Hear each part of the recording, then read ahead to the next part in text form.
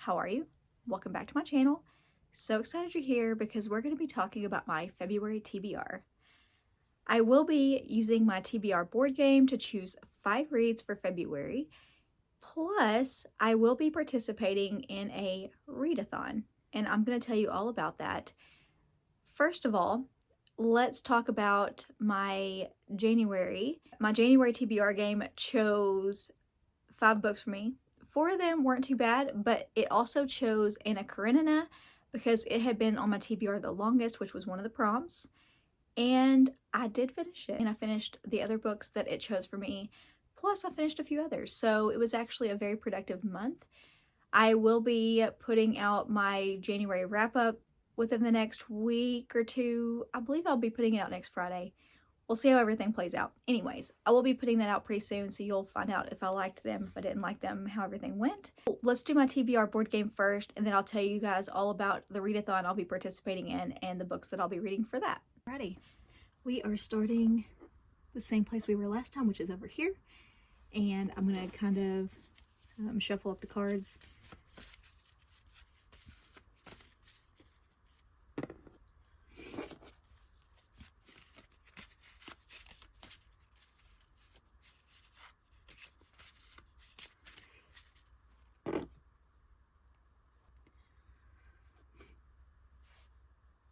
Alrighty, roll number 1. 6. 1, 2, 3, 4, 5, 6. That is wrapped. We have a wrapped book already. We already have a wrapped book. I chose a pretty small one because I am trying to get to, like I said, I have a readathon, so I'm trying to get to several books this month. So I'm trying to go with smaller books for my TBR board game. So let's see what we got. Ooh. Okay, well this one's a heavy book. It's small, but it's heavy. Okay. I have been wanting to read this one for a long time. It is a heavy book as far as the topic, and that is Frankenstein in Baghdad, and this one is by Ahmed Sadawi. Okay, so this is a Frankenstein retelling, and this one was actually in my 24 and 2024 last year. I did not get to it, which is why it's in this list, because I really wanted to get to it this year, and this forces me to do so. I love Frankenstein retellings, and this has been one that I've been wanting to read forever. This guy is, of course in Baghdad, and he's in the streets of Baghdad. He collects body parts of, I believe, war victims, and he stitches the body parts together, like all these random body parts. And his goal, he says, is, to convince the government to give these people proper burial. But the corpse goes missing. And then this string of murders happens, and he realizes that he has created a monster. It says Hades soon realizes he's created a monster, one that needs human flesh to survive, first from the guilty and then from anyone in its path. With white-knuckle horror and black humor, Frankenstein in Baghdad captures the surreal reality of contemporary Iraq. So obviously this is a very heavy topic. I love a good Frankenstein retelling. I've heard great things about this, and I am very much looking forward to it. We are on roll 2. 5. 1, 2, 3, 4, 5. We have another wrapped book. Okay, well, it's just going to be really mean to me this time, I guess.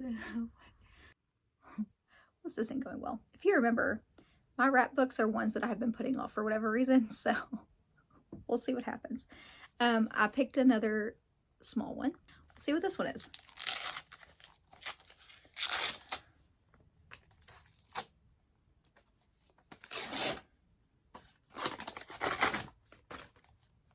We have Bezel by John Simmons. Really cool cover. This one, I believe, is like an older book that they've reprinted. Yeah, from 1962, and it's like a reprint of it. So they redid the cover. Geoffrey Pellerin travels to a remote English mansion, Bezel Tower, to serve as tutor to the boy of the house, young Herbert. The previous tutor departed under mysterious circumstances, but that is far from the only strangeness at Bezel. Herbert's mother, Mrs. Shakeshaft, is passionately fond of blood sports, and her odd companion, Mr. Gayfear, has a curious interest in flagellation. What? Then there's the locked tower room, said to contain the belongings of Herbert's aunt, who now resides screaming in a mental asylum. But perhaps strangest of all is Herbert himself, and as Pellerin settles into his new life among the mysteries and secrets of Bezel Tower, he may soon find that he has taken on more than he bargained for. Okay. Well, that sounds interesting and weird. That sounds like a really weird book. We'll see. Roll number 3.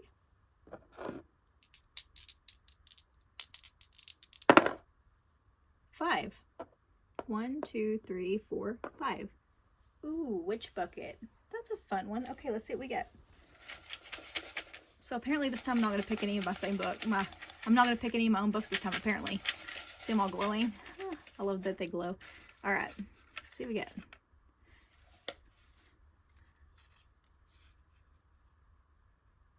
Vampires of El Norte.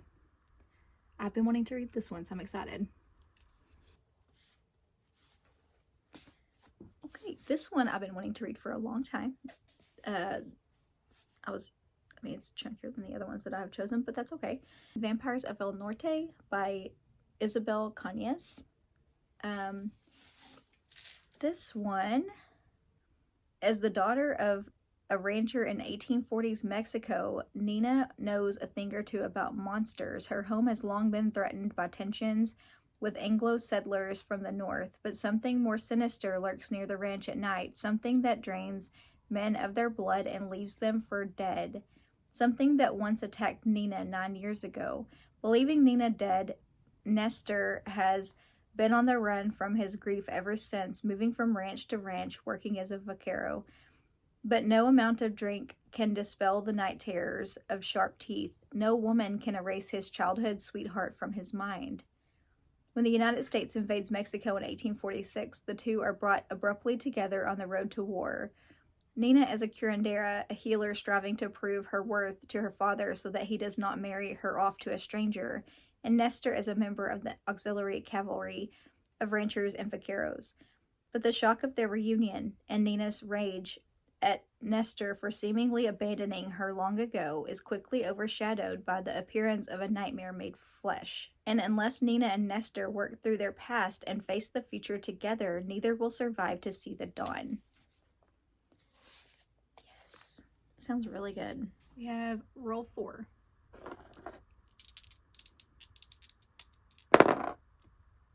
4. 1, 2, 3, 4. Are you kidding me? Another wrapped book. Okay, this game is just being all kinds of mean to me, but whatever. I cannot believe I have another wrapped book. Like, why is it being so mean to me? It was mean to me last time because of, like, the length of books. This time it's being mean to me because it's making me read books that I've been putting off forever. But that's okay. It's kind of the point, right? So I chose another little bitty one. Let's see what this one is. Okay, this isn't going to be...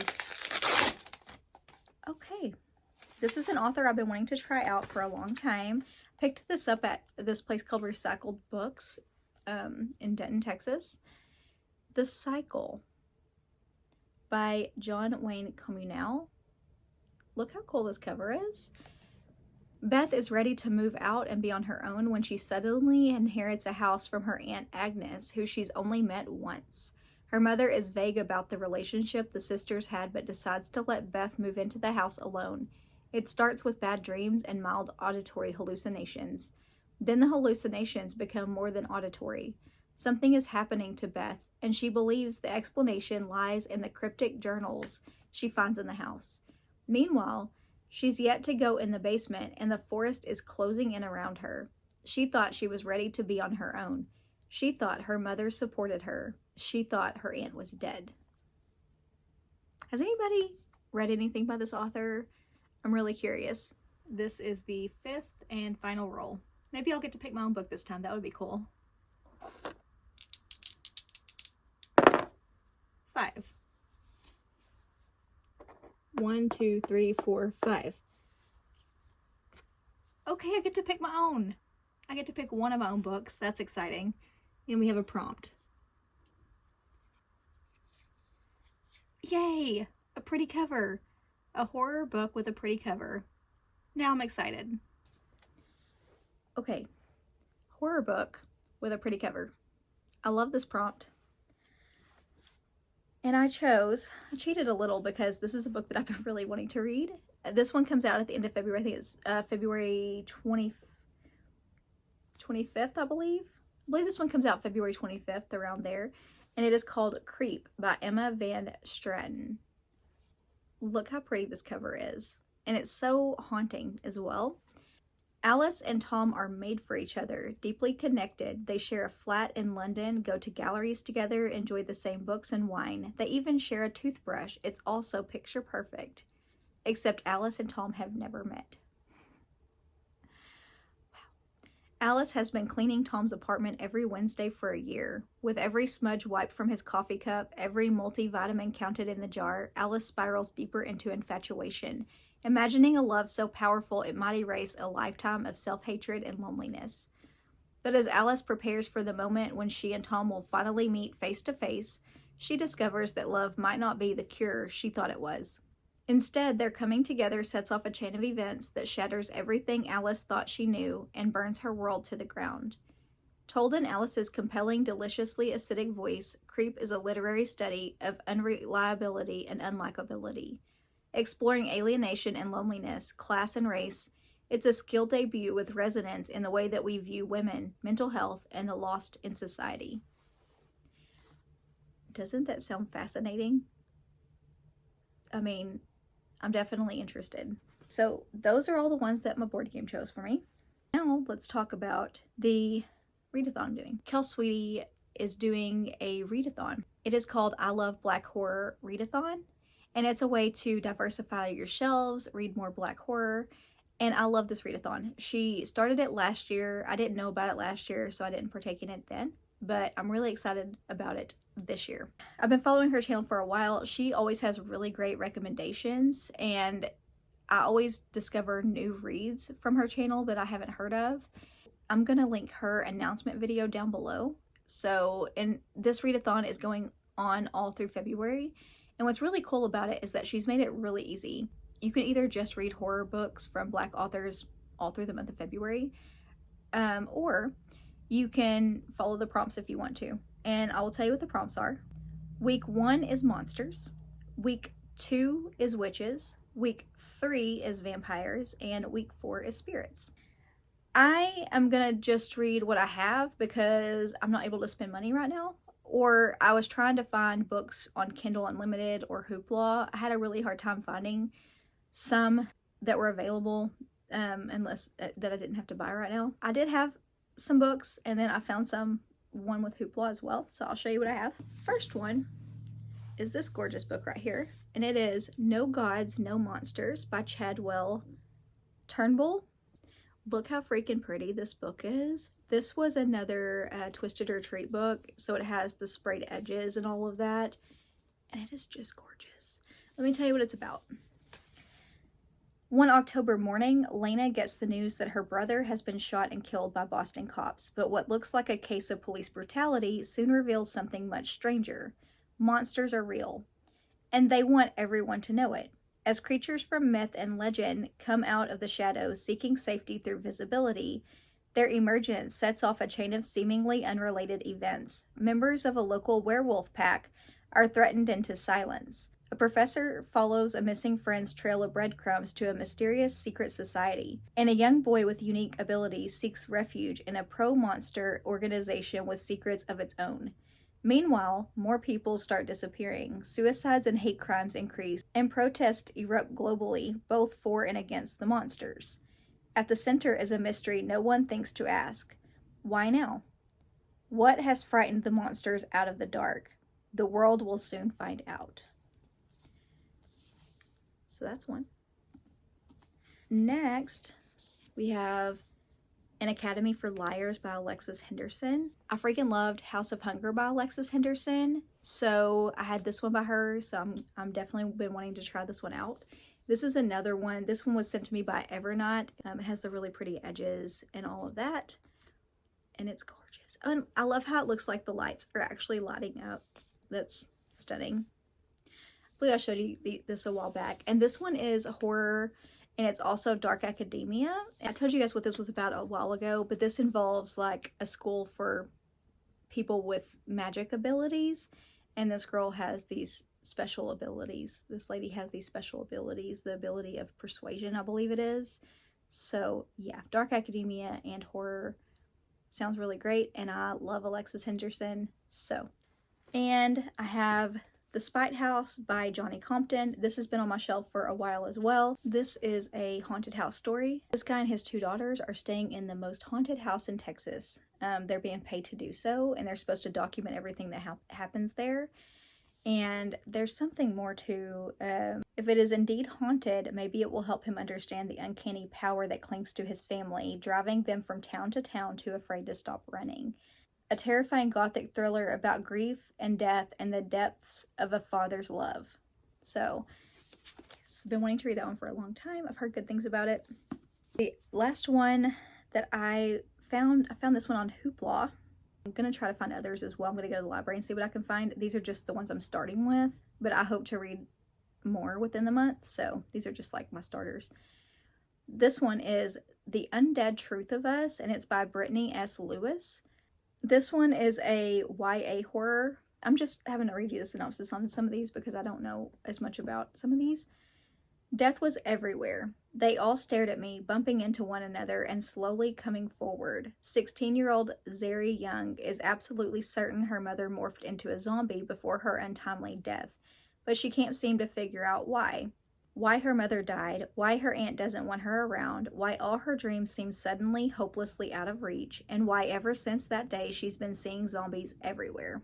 Then Bo moves into her apartment building, tall skateboard in hand, freckles like stars, and an undeniable charm. Z wants nothing to do with him, but when he transforms into a half-zombie right before her eyes, something feels different. He contradicts everything she thought she knew about monsters, and she can't help but wonder if getting to know him might unlock the answers to her mother's death.